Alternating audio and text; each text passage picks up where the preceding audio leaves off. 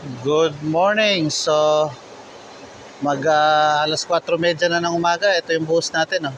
Yung setup natin ng pamphlet, mobile pamphlet. Tapos ito yung binubuhusan natin. Third floor na ng parking building. Podium parking. So, last load na. Mag-last load na tayo. Ibig sabihin, last na lang na mixer. Okay, so